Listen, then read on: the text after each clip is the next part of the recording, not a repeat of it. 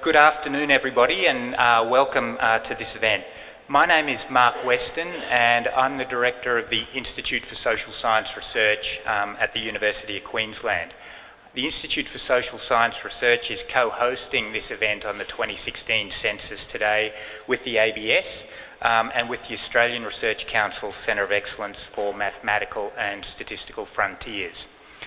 I'd like to start by acknowledging the traditional owners of the land on which we gather and meet, and pay my respects to elders past, present and emerging.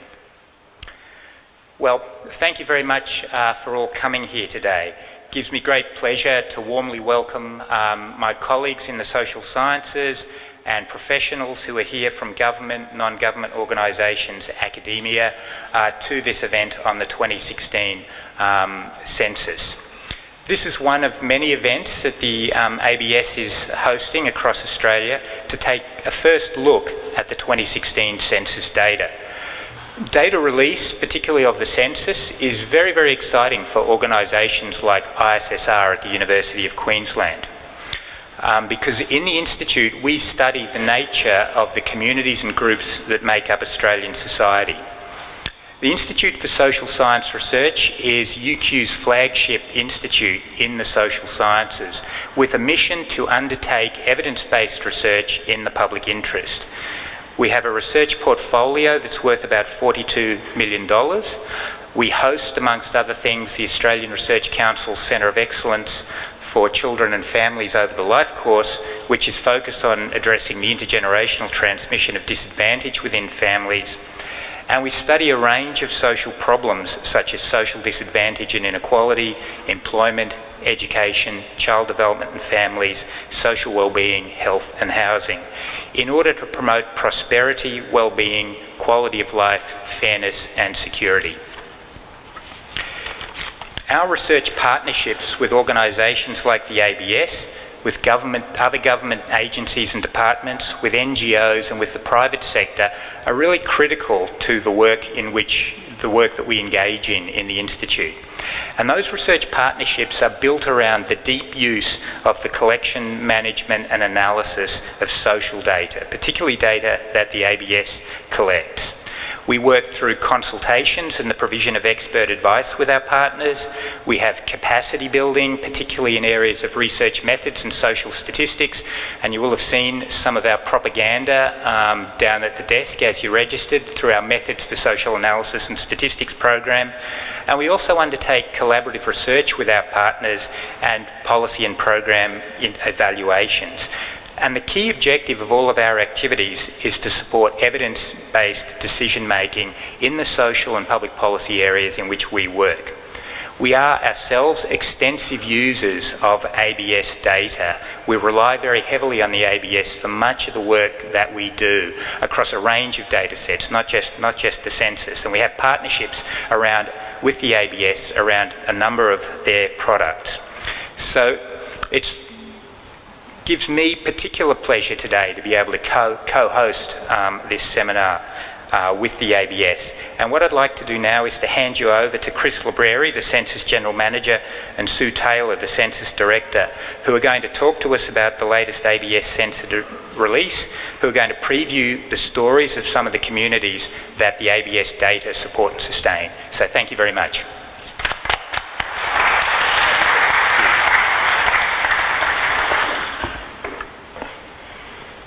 Good afternoon. Can everybody hear me clearly at the back? Very good. Today's presentation I'll share with Sue. We go for about an hour and there'll be plenty of time then for questions and interaction. We've also got a number of analysts here who are happy to share some insights, ask more technical questions. The presentation itself will give you an overview of most of the Census topics, a little bit of a dive into some, but as you know, if you're a Census user, if we were to have a comprehensive look, we would be here for a number of days. The value of the Census, as we know, is for a whole range of reasons, one of the most important, if not the most important, statistical collection in Australia. It's used widely for the allocation of government funds, government planning, administration and policy, uses in other ABS statistics, and use by communities, business and researchers.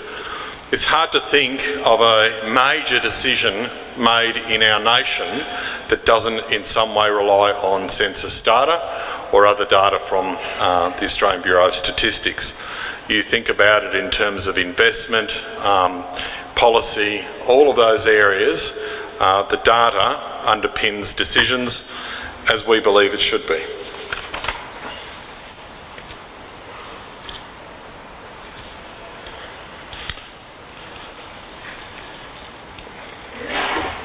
That's going a little bit quicker. There you go. Just some raw information about the conduct of a census. So we receive something in the vicinity of 8.5 million household forms and 750,000 personal forms.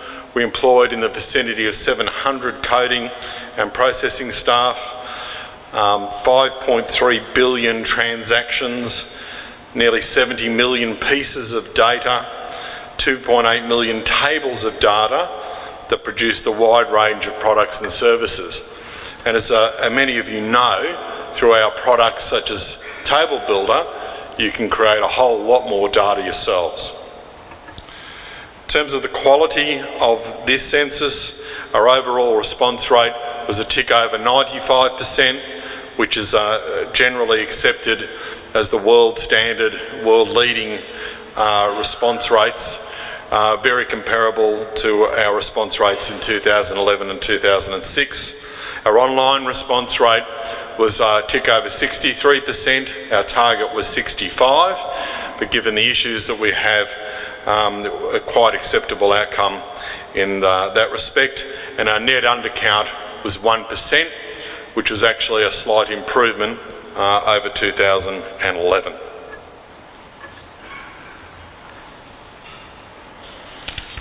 terms of the presentation, we'll focus on Australia and the states. We'll also be using data on Brisbane. There's a little bit of a delay with that.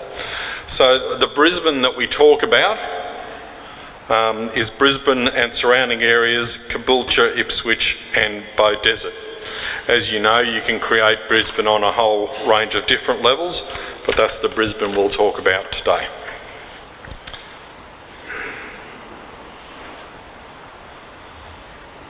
In terms of population growth, this schematic gives you an idea of what growth has been over a number of censuses. Back to 66, our population of Australia was about 11.5 million.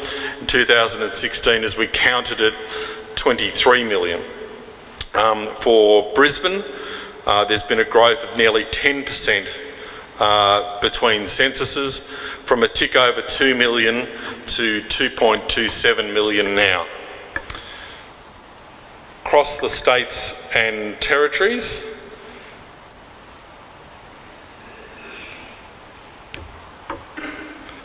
these are the populations of the various states and territories. So could I get the manila folder? It's okay. I'm actually using Duncan Young. Duncan Young was supposed to be here today, but he's actually doing something different. So I've stepped in and I'm using his notes, but I actually should be using mine. Duncan's doing something slightly different.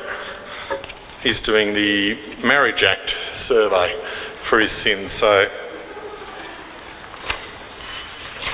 just in case he didn't have enough to deal with the census, we decided that Duncan could do that as well. So I'm just going to refer to my notes. I'm struggling to read his writing. Okay. So population's doubled since 1966 in Australia, which was double the population in 1921. So it took us 45 years to double the 21 population, but it took us a lot less to double again. And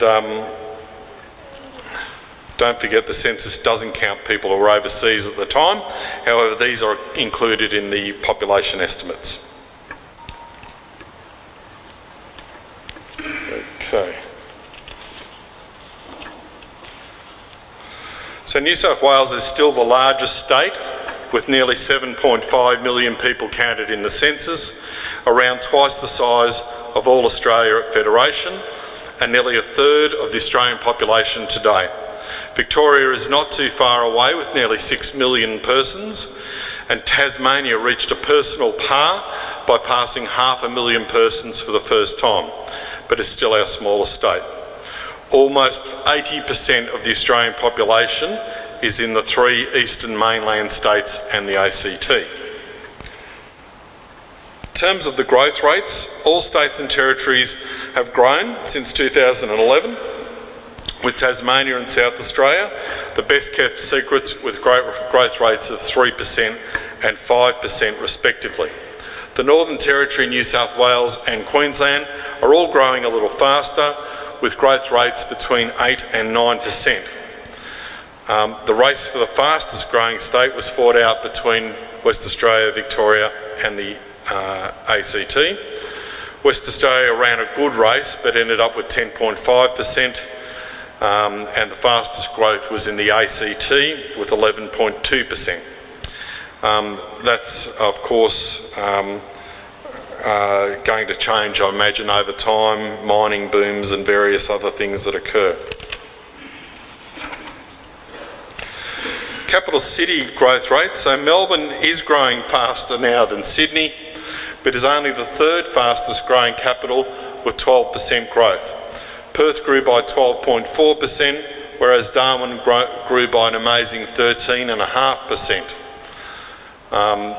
That graph shows you pretty clearly what's happening.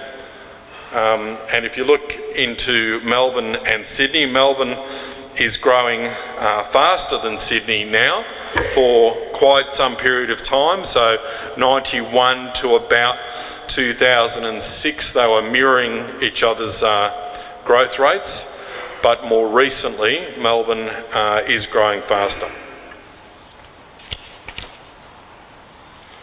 In terms of the age of Australia's population, it's not just getting larger, it's getting older.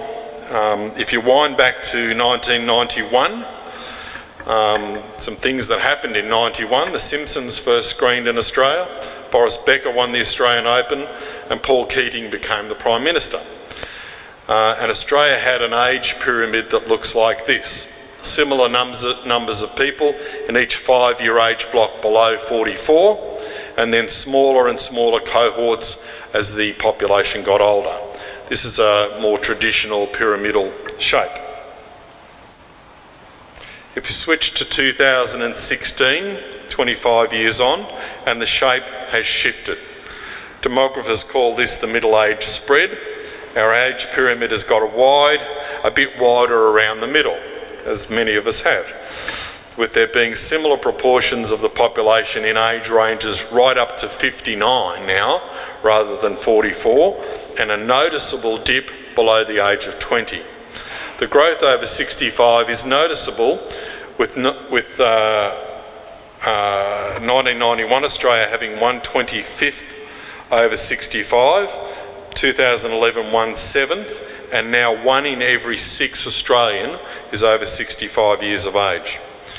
There are 665,000 more Australians over the age of 65 than there were in 2011. Australia's oldest state is Tasmania, and now 1 in 5 of the Tasmanian population is over 65. There were nearly 500,000 Australians aged over 85 years and over, making up 2% of all Australians, and Australian women outnumber men in this age group with 63% female. If this trend continues, demographers describe the future shape as the coffin. Interesting. Is that a demographer joke? Aboriginal and Torres Strait Islander people. The Indigenous population in this is the 50th year anniversary of the referendum that ensured Australia's Aboriginal and Torres Strait Islander people were fully included in the census. And nearly 650,000 Australians identified as being of Aboriginal and or Torres Strait Islander origin. This is an 18% increase since 2011, and nearly 3/4 of that growth is in New South Wales and Queensland, with 25% and 20% growth rates respectively. The Northern Territory has only seen growth of 3%.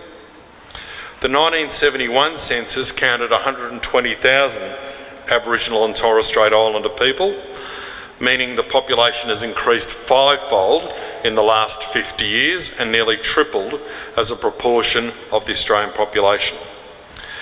Of this 650,000, 91% were of Aboriginal origin, 5% of Torres Strait Islander origin, and 4% identified as being both.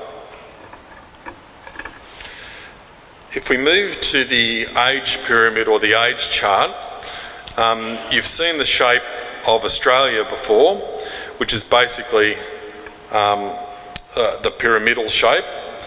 But if you look at the Aboriginal and Torres Strait Islander, it is clearly that pyramid shape. Sorry, the Australian shape is not pyramidal, in fact, but the Aboriginal and Torres Strait Islander is. In 2016, more than half, or 53% of Aboriginal and Torres Strait Islander people were aged under 25 years. In comparison, almost 1 in 3, or 31% of non-Indigenous people were aged under 25. The difference between the two populations was also marked in the 65 years and over age group. The proportion of Aboriginal and Torres Strait Islander people aged 65 years and over was considerably smaller than that for non-Indigenous people. 1/20th or 5% are over 65 compared to 1/6 or 16% of non-Indigenous people. Since the 1996 census, the median age for Aboriginal and Torres Strait Islander people has been on the rise. 20 years ago, the median age was 20, and this increased to 21 in 2011, and has increased again to 23 in the 5 years since. The median age for non-Indigenous people was 38.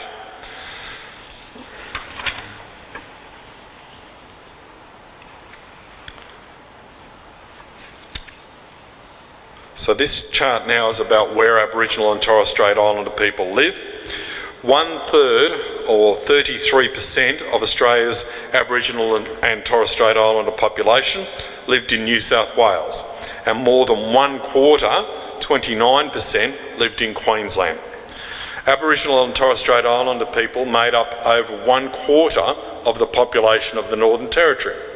This was much higher than the next highest state, Tasmania, which was at 5%. In terms of capital cities, in the 2016 census, over 1/3 of the population lived in capital city areas. This compares to 67% of non-Indigenous people who live in capital city areas. Around half of those living in South Australia and Victoria lived in the capital city areas, and in contrast, 79% of the Aboriginal and Torres Strait Islanders population in the Northern Territory lived outside the capital city areas. 1 in 40 people in Brisbane self-identify as Aboriginal or Torres Strait Islander people. I'll hand you over to Sue, who'll talk a little more about the diversity of Australia. Sue. Yeah, no worries. So this next section here basically explores what a diverse nation we are. And in 2016, this really came to the fore and is illustrated by this diagram here. So we've split in this diagram the population into 3 generations. So the first generation are people who, like me, were born overseas and then came to live in Australia. We're first generation Australians.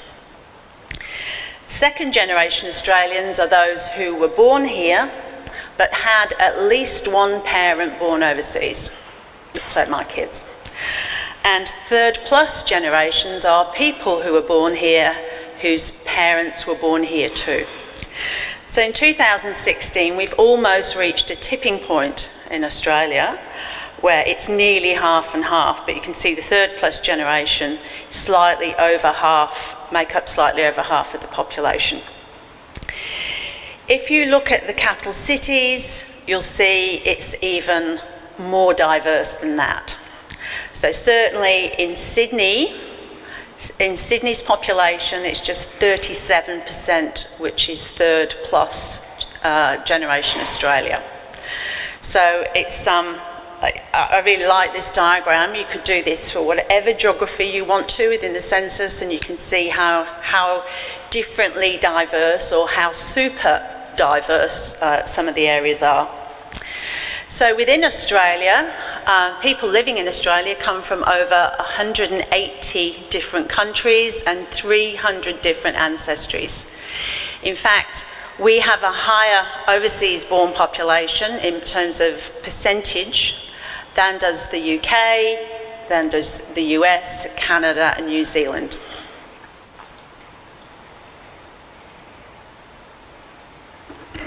Okay, so where do migrants live? Well, this map shows you quite well. And the largest single migrant population lives in our largest state, New South Wales. So just over 2 million of New South Wales population, or 28%, was born overseas. If you look at Victoria, that's the next largest grouping and it's 1.7, and again representing 28% of that state's population.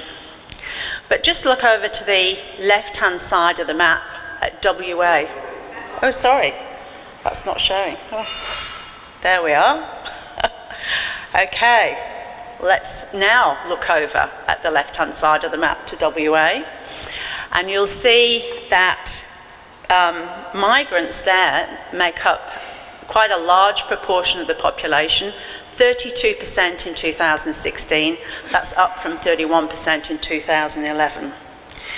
If you look at Tasmania, you'll see that there's over 61,000 overseas-born people living in Tasmania, but they only make up 12% of that state's population.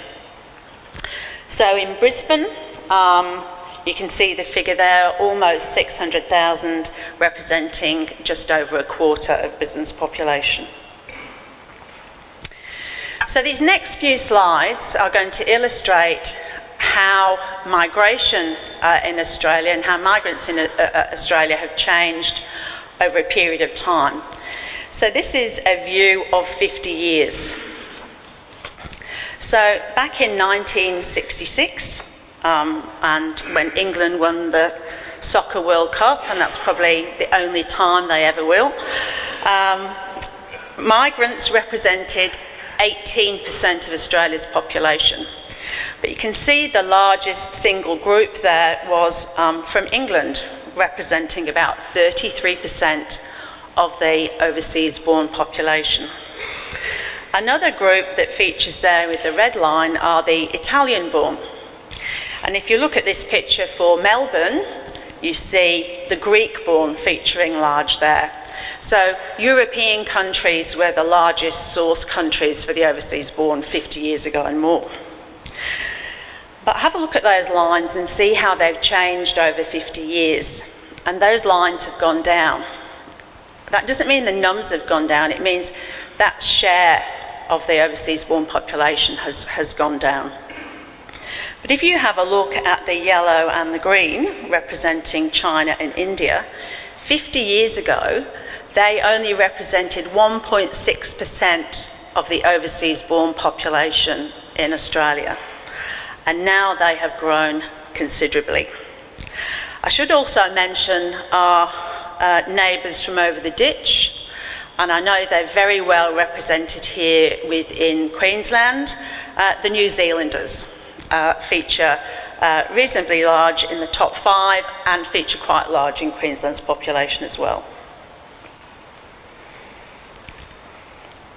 Okay, so this is now a different look at migration. It's again at the Australia level, but it's also now just in the past 10 years. And this is showing you that of all the recent arrivals in the last 10 years, what proportion come from which countries. So you can see that India is now at the top of the league ranking, followed by China. England is still represented in there, but is much lower in terms of proportions at just under 8%. We have New Zealand, and then we have the Philippines. In fact, if you look at the top 10 countries of birth for Australia, excluding Australia itself, of course, over the last 10 years, 7 out of 10 of those countries are from Asia. And this is the equivalent for Brisbane, and it's a bit of a different picture here. So if you look at over the last decade, what are the top source countries of birth, you can see New Zealand is clearly the standout. 16% of recent migrants in Brisbane are from New Zealand, followed by India, England, China, and then the Philippines.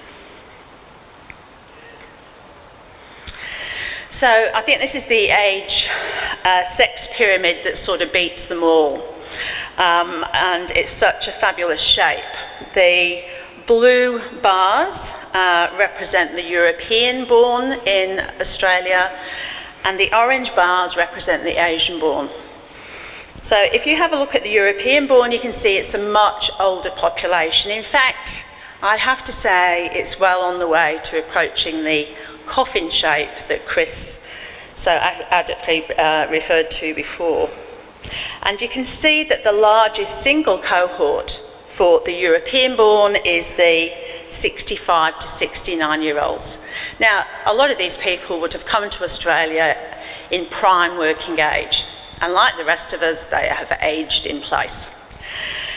If we look at the Asian-born, you'll see that the largest single group is the 30 to 34-year-olds. So again, a prime working age group, and the 20 to 24s and 25 to 29s are quite large as well. A lot of people coming here for education.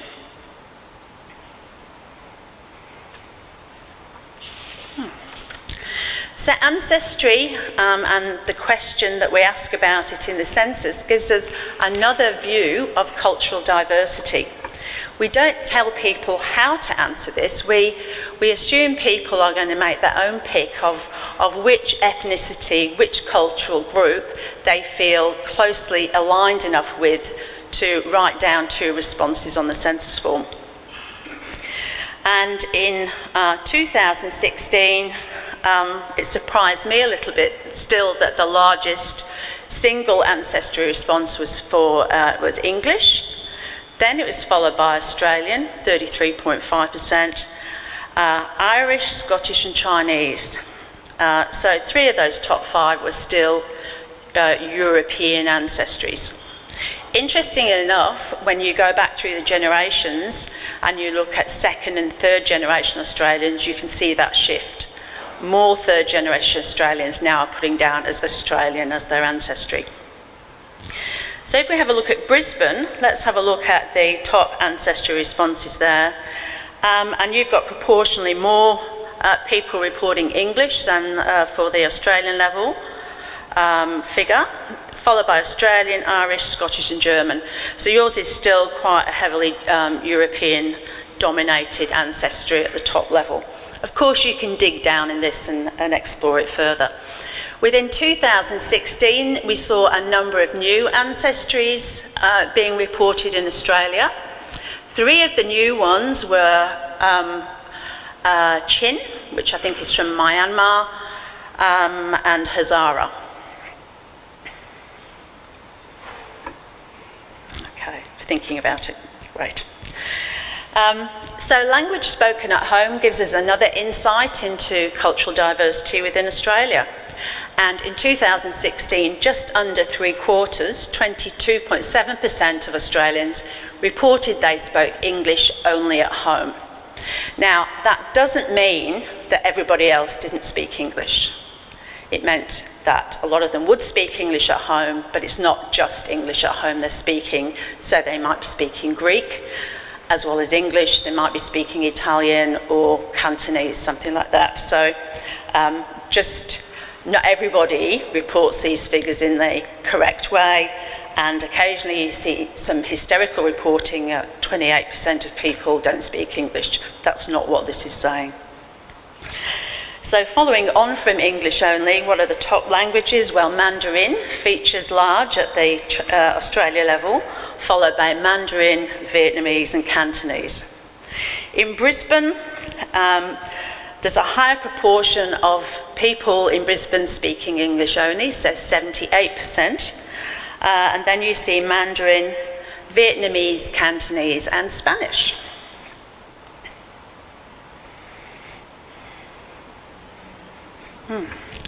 Religion is a topic from this census in particular that's been very widely reported. And this diagram here shows you a 50-year view of how religion has changed within Australia.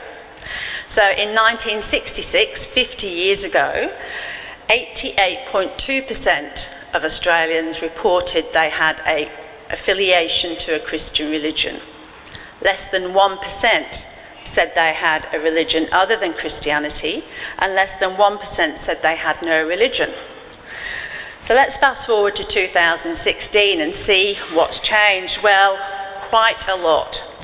52.1% reported a Christian religion, 8.2% said they had a religion other than Christianity, and then 30.1% said they had no religion. In Brisbane, slightly more people reported they had a Christian religion than for Australia as a whole. Other religions, 6.0%, and then no religions, 31.1%. So a real big change. And in terms of looking at religions other than Christianity, we've got Islam at 2.6%, Buddhism at 2.4%. And it's really a story of age. And if you look at this diagram here, it shows you that for 18 to 34-year-olds, they're almost as likely to report no religion as they are a Christian religion. And they are more likely to report a religion other than Christianity. But let's have a look at older people. So what are they reporting? Well, people aged 65 and over are far more likely to report they have an affiliation to a Christian religion. So 70.3%. We also had a look at whether the overseas born were more likely to report no religion than the Australia born, but it's in fact the other way around. So the no religion phenomena is really a phenomena of young Australia born people. And now I'll hand over to Chris.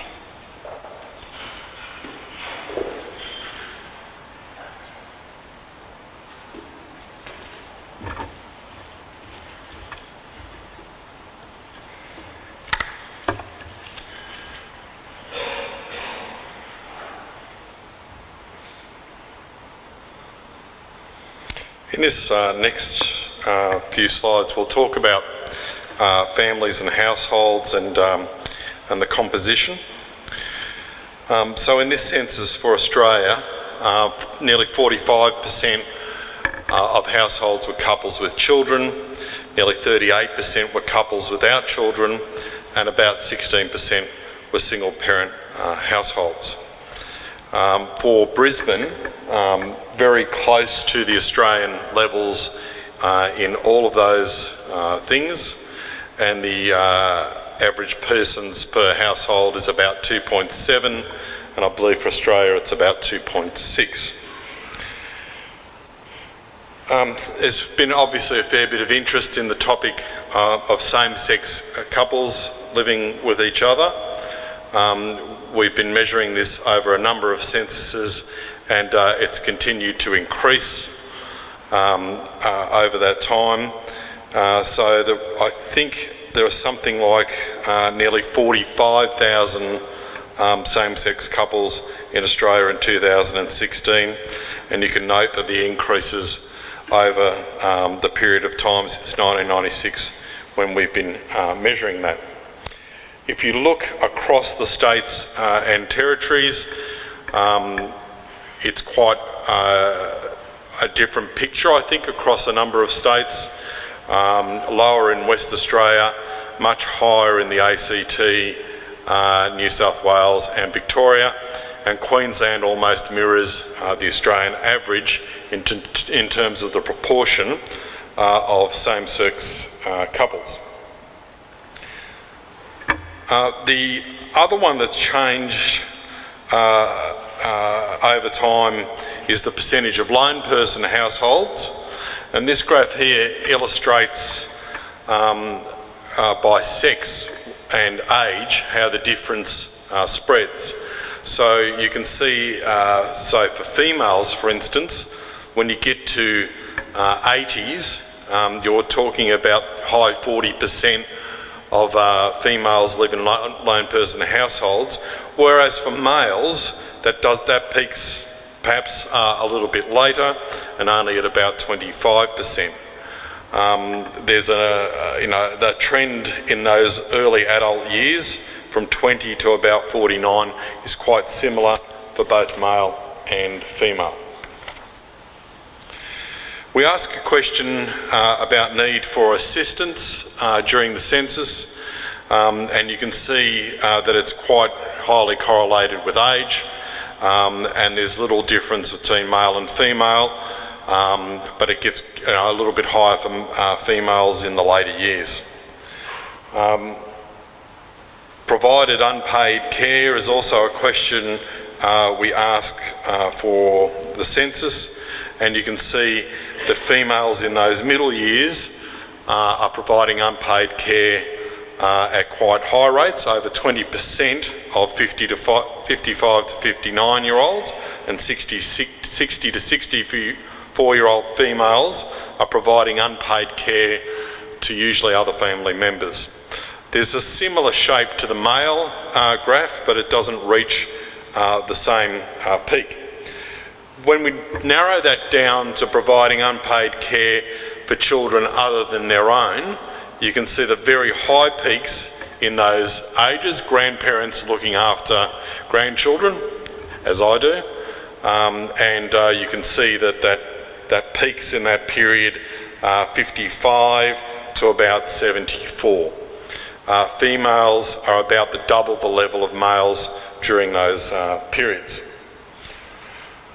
Unpaid domestic work has also been a topic of some interest, particularly those males among us that do 0 hours of unpaid work. So something like 1 in 5 males do 0 hours of unpaid work. I do also point out that some 15% of females also do 0 hours of unpaid work, and it's interesting. I've got a couple of daughters that have been at home recently, and I can attest to that very clearly. I think I'll hand back to Sue at that point, and she'll take us through to the end. Thank you, Sue. Okay, well, all I'll say is I fall slap bang in the middle of that stereotype, unlike Chris, I suspect, or is that not fair? Okay, so these next few slides just give you a bit of an indication of how the census can inform you about people's economic well-being.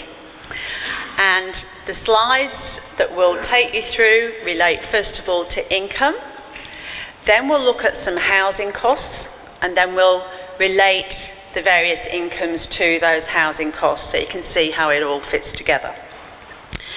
So This is a map showing the various distributions of median personal income across Australia. Now, in the census, we can produce family income, we can produce household income, we can produce ranges, but this is a median figure. So this gives you the midpoint of reported personal income across each state and territory and across Australia. So in 2016 for Australia, it was $662 a week. Now, you will know plenty of people who earn way more than that. You may even know people who earn less than that or receive less than that in payments, but these are midpoint levels, so they always sound a bit low.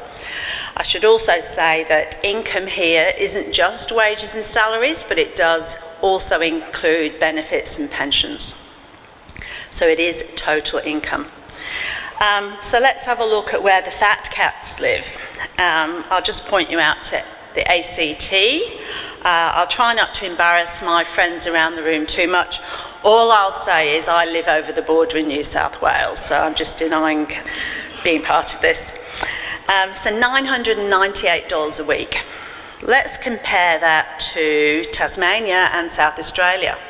So Tasmania and South Australia, $573 and $600 a week. Those are much lower. Those are two older states and territories though. They have high proportions of retired people in those states. And that goes some way towards describing those levels. Two other high earning states and territories though are two of our mining states, the NT and WA. And for Brisbane, median personal income is $703 a week. So the next two slides we've got relate to one type of housing cost, and that's mortgage repayments. So this diagram, this chart, relates to median mortgage repayments for the capital cities and for Australia as a whole. Now, for Australia as a whole, it's the median mortgage repayment per month is something like $1,750 per month. And you can see that Darwin has the highest mortgage repayments along with Sydney, so over about $2,200 per month. Again, these are medians, midpoints here. So let's, on the next chart, pull back income again and see how income relates to housing. Now, in this instance, the kind of income that we've got in here is household income. And you read these green squares and the lines that join them up along the right-hand axis. And each of those green squares shows you the proportion of households in each of those capital cities that spends more than 30% of their income on the mortgage. And Perth stands out there. 9.3% of Perth households pay more than 30% of their household income on mortgage repayments. Overall, it's just under 8% of all Australian households.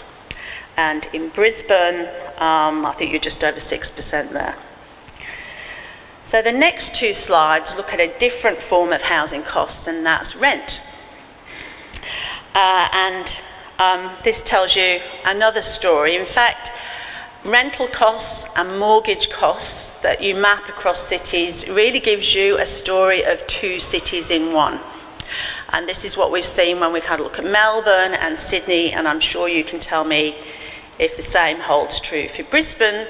But often we find that the areas experiencing really high rental stress often end up being in the centre of cities, and the mortgage stress areas are out on the belts where people are buying their first house and maxing the mortgage. So in terms of housing costs, if we have a look again at Darwin and again at Sydney, those are the two capital cities that pay more than $400 a week in terms of rent. And again, this is a median figure, so there'll be plenty above that and some below. I'd also point out Adelaide and Hobart, which actually pay relatively low rents, But we'll see what happens to those households in those capital cities on the next slide. So, you can see here that there are more households proportionally experiencing this rental stress than there are mortgage stress at the moment. And you can see that in Sydney, it's 14.2% of Sydney households are paying more than 30% of their income on rent. So if you add, again, that 8.2% that were paying more than 30% of their income on mortgage, you can see that's about 22% of Sydney households. Brisbane really features up there as well. So even though it didn't have one of the top rents, there are over 12% of Brisbane households experiencing rental stress. And Adelaide and Hobart feature there too.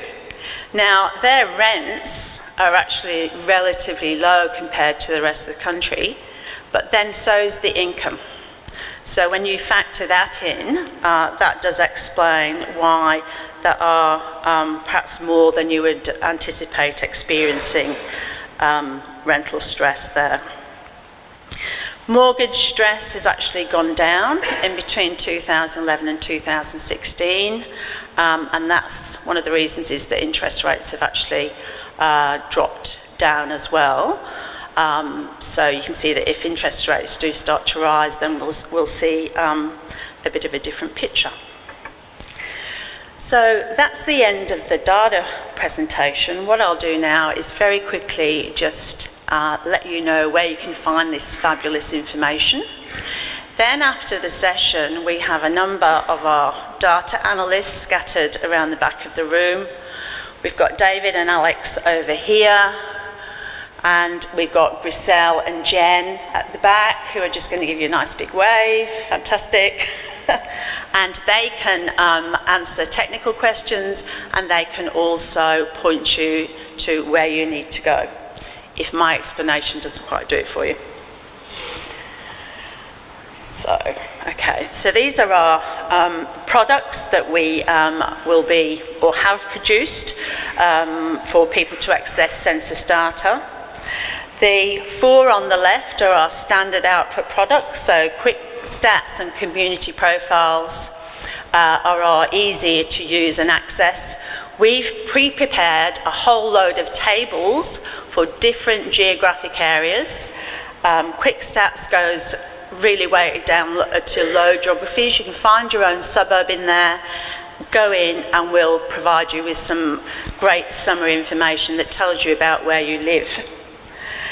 Data packs, these are similar to community profiles, but these are all bundled in together and then allows business organisations to basically download as a whole really quickly all the information from community profiles. There's a lot of pre-prepared data in there that businesses can use. If you want to create your own tables, or you want to do something pretty super with the data, then really what you need to do is go and have a look at Table Builder Basic or Table Builder Pro. This allows you to access the data set and create your own tables, so allows you a lot more flexibility. And if you work for a university, often you will have a license for Table Builder Pro. Everybody can access Table Builder Basic though, and you can go in and do that pretty easily. Australian Census longitudinal data set will be adding a third wave of data onto that, and that will be released either at the end of this year or towards the beginning of next year. That's where we link a 5% sample of a census file from one census to another, so you can actually see longitudinal movement of people's experiences.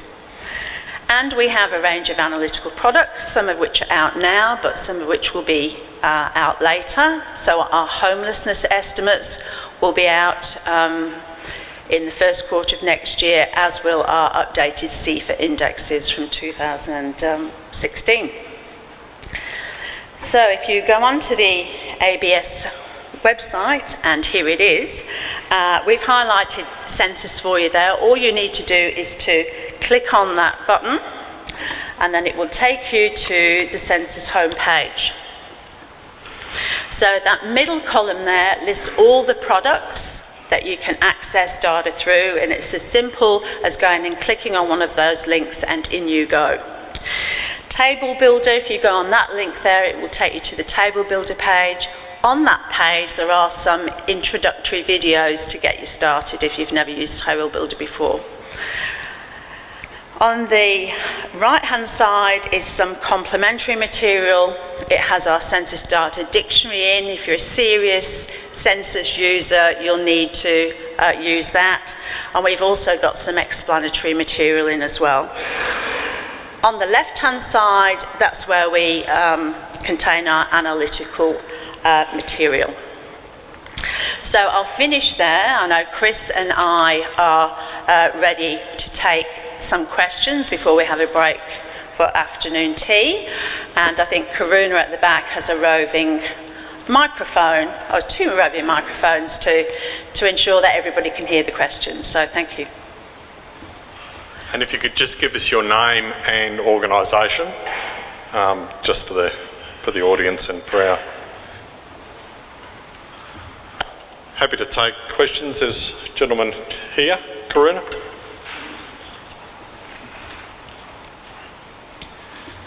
John Dargish from Brisbane City Council. Interested in the employment data. When will that be out, and what kinds of data will we get? You'll get everything. Everything you could ever want for. It's out in October, at the end of October. I think it's the 27th or 28th is the release date. Traditionally, in all censuses, we have a staged release. Our employment data, including industry and occupation, journey to work, qualifications data, that takes us longer to process, and it always comes out roughly around that time. So what will happen is that our standard output products, which are quick stats, community profiles, table builder, data packs, they'll be all reloaded with this additional information. And so then by that stage you'll have the complete suite of census data, down to the lowest geographic area you'd like.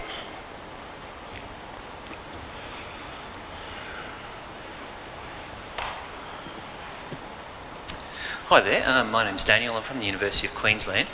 My question is, some time ago, in the distant past, there was a news story coming out about response rates and data quality of the census, and I hadn't heard anything since, and so I'm wondering if there was still any issues, or you could explain more about the data quality issues in terms of, I guess, response rates. I think from memory it was about. So, yeah. Okay, did everyone get that? So the question was about the response rates for the census. So there was a fair bit of media about that some time ago, and you just wanted a bit of an update on what's happened in relation to that. What's also available on the census page is the report of an independent panel. So we appointed an independent panel. It was actually chaired by Professor Sandra Harding. It included people like Dennis Trewin, an ex-ABS statistician, and Peter Morrison, who for many years was the head of the census in Canada. And they looked at a whole range of quality issues in relation to the census, including response rates. So I'll refer you to that. It's actually available on the census page as a download. It's actually a very good read. I encourage you all to look at it.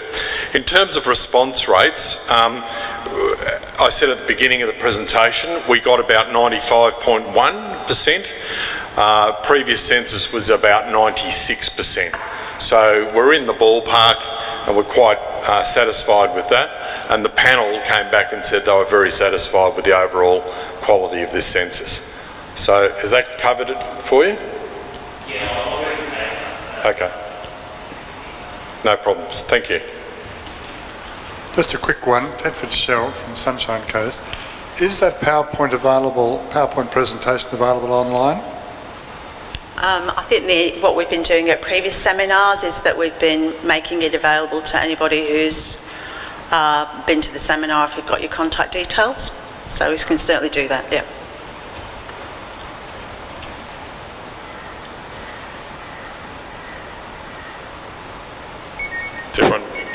point for a cup of tea. Ipswich Council.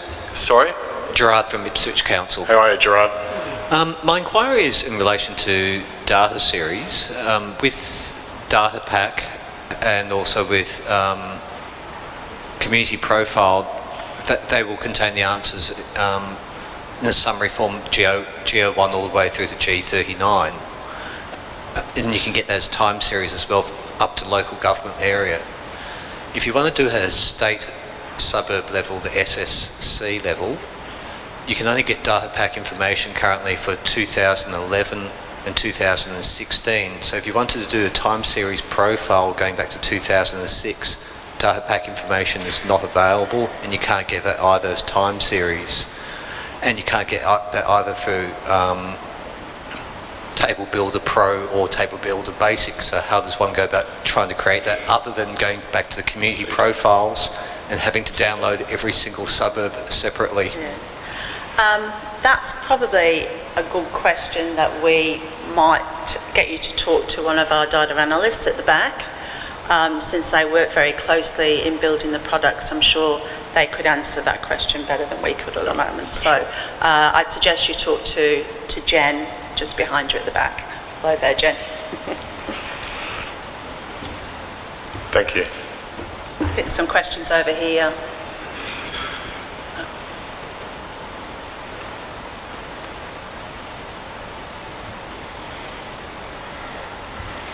Hello, my name's Kerry from Noosa. Just wondering whether you have any plans to go back to publishing the social atlas or any, some more mapping products. You're talking to a couple of social atlas lovers here, so yeah, we really love that product, and unfortunately I don't think we're going to find the resources with which to do it. Social atlases, for the audience, was basically I think our first foray into mapping products on any sort of scale. It was a large coffee table type publication, mapped each capital city and told a bit of a story through graphics and maps, and I used to love it. I think it was a wonderful product, but unfortunately not. You can obviously create your own maps for free through our systems, but yeah, it doesn't quite tell the same story, does it? So we're with you.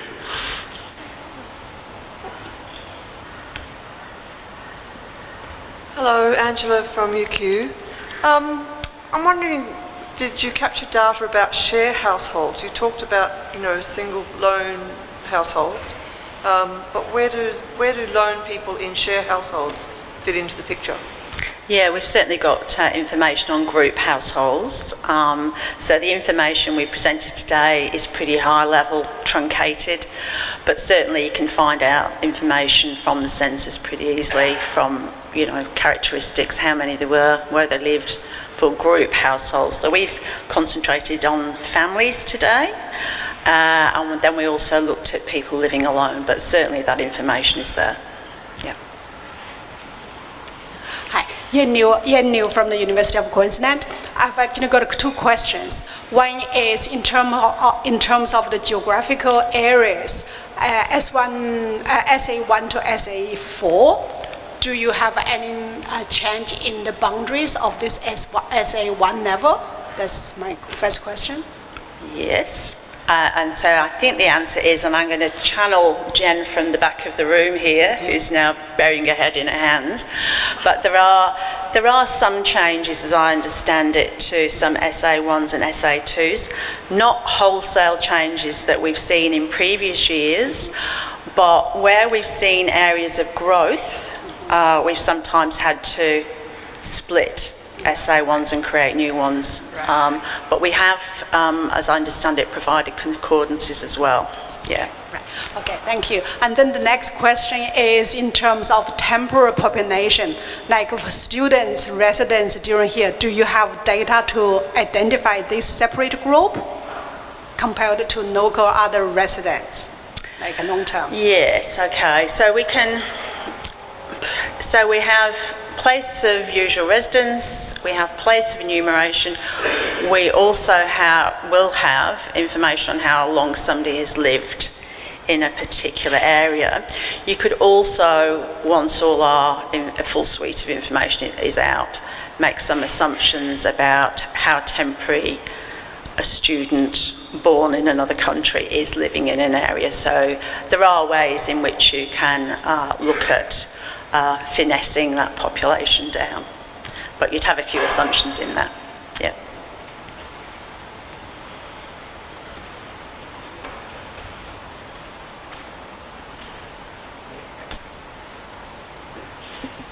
Thank you. My name is Anyuan from Unpaid Care. I'm based in Toowoomba. Unfortunately, I had to come all the way. My question is about the 4.9%. What happened to them? Were there invalidity or? You mean the non-response? Yes. Yes. What are the non-response? Okay, so when we do a census, we also do what's called a post-enumeration survey, and that helps then guide the estimate of resident population, the official population. And we know the undercount because the survey is independent from the census. It's got a completely independent sample and frame. So we then can adjust the population, the official population, by the survey to create the difference. So we weren't able to contact a number of households, a very small number refused, and that's what you generally end up with in that group. But the post-enumeration survey allows us then to adjust the official population for those numbers, and your official population of Toowoomba will be based on the estimate resident population rather than the census. Okay. Just one here. Bernadette from QUT. I'm just wondering about religion and the young ones. The other religions identified, is Jedi still heavily listed as something that these young ones are identifying with, or is it gone with my generation and they've got something new on their list? I can happily report that we still have a Jedi contingent within Australia, and that we've gone further into the Empire, and that we do have Sith Lords.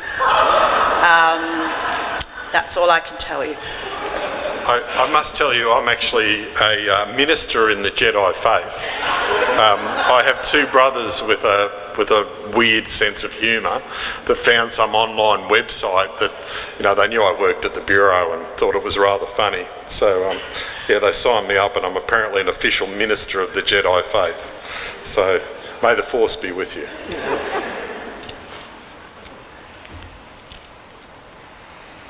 Just one over here.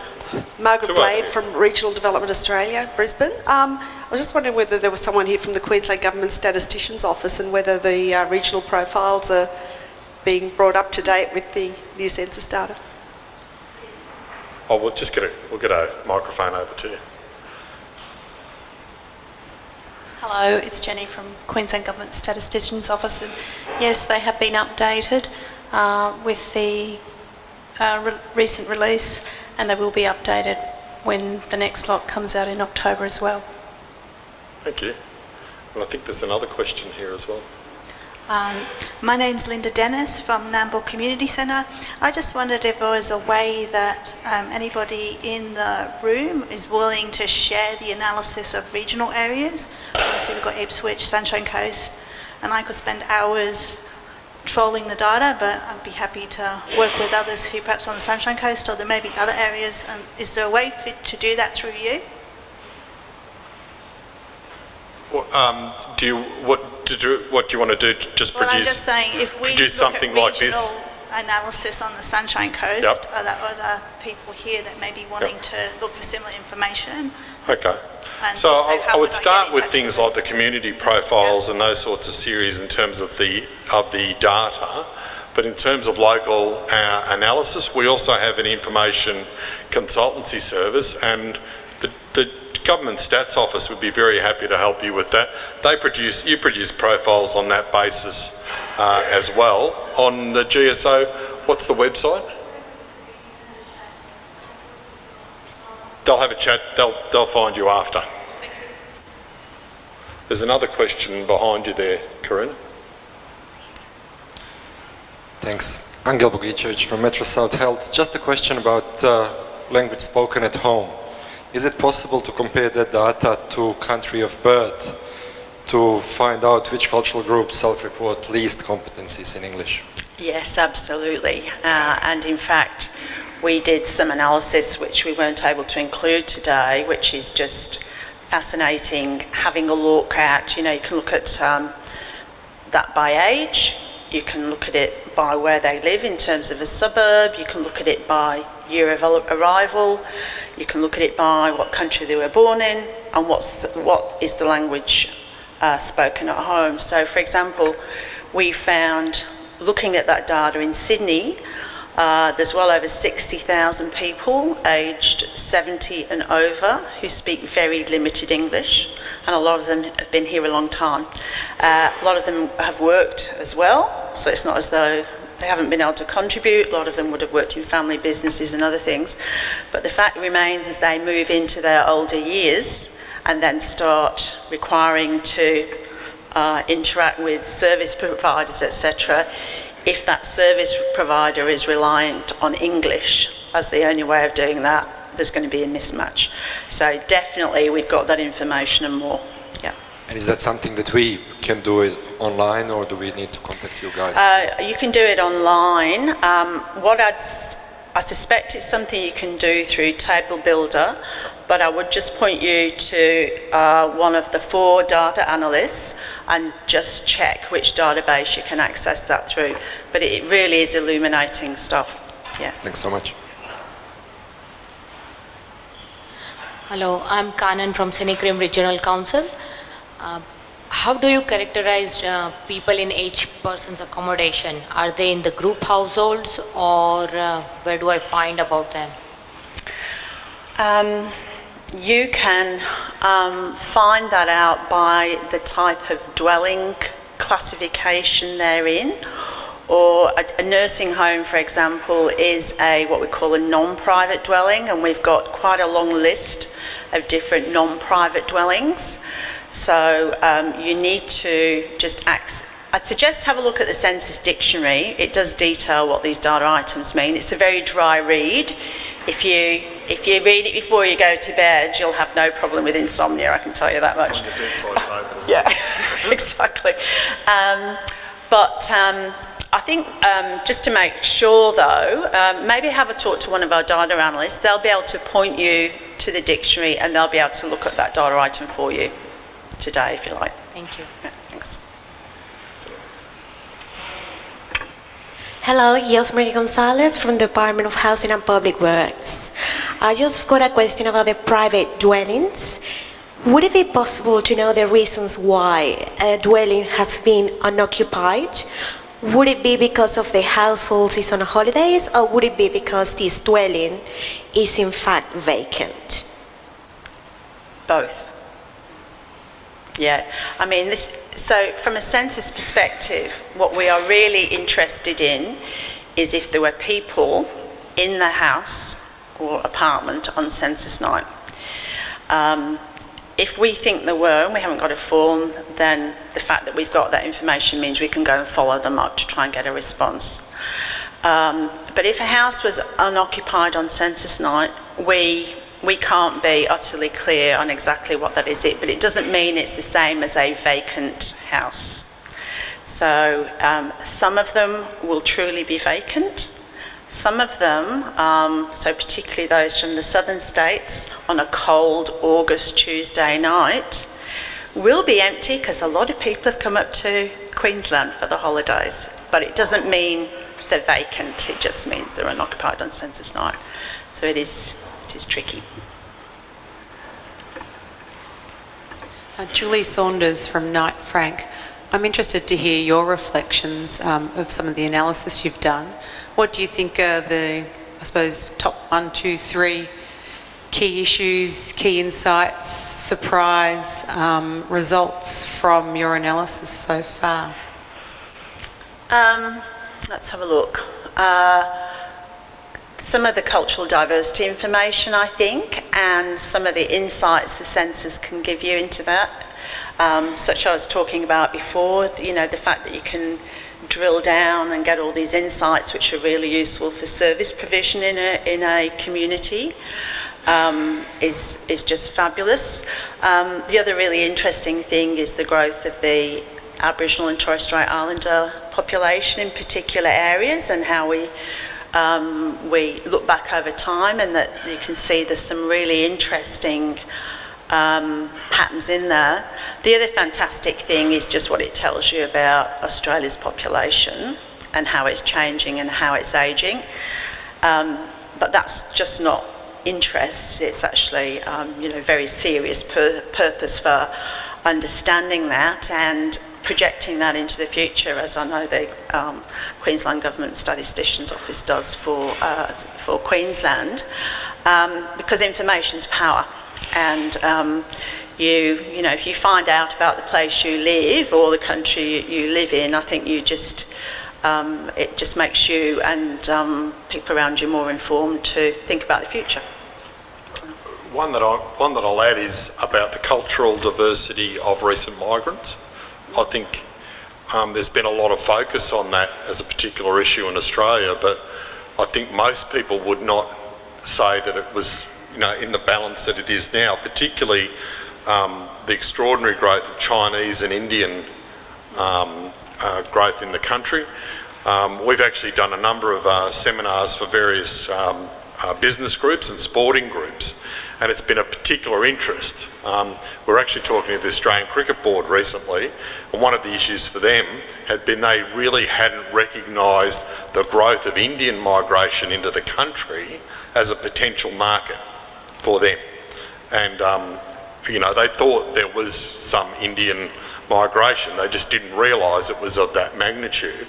And for different businesses, I think there's perhaps a bit of a perception out there that it's coming from certain areas that mightn't match reality. So particularly that growth of Chinese and Indian, we know there's a lot of migration from those countries, but when you make that comparison over time and you see that graph that Sue's been showing, it's quite interesting. We might just about wind up questions. We'll still be here. We've got tea and coffee for everyone. Our analysts are in the corner, happy to play with some data with you. We're certainly available. I know you just wanted to say something to finish off. Thank you very, very much, and I'll hand over. Thank you. Thanks, Chris.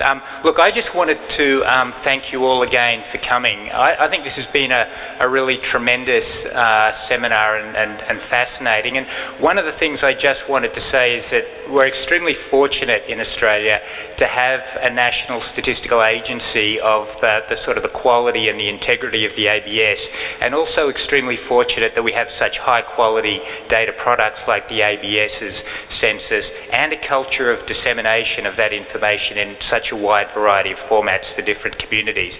So can I ask you all please once more to just thank Chris and Sue for this wonderful seminar, and I hope you can stay and have some afternoon tea.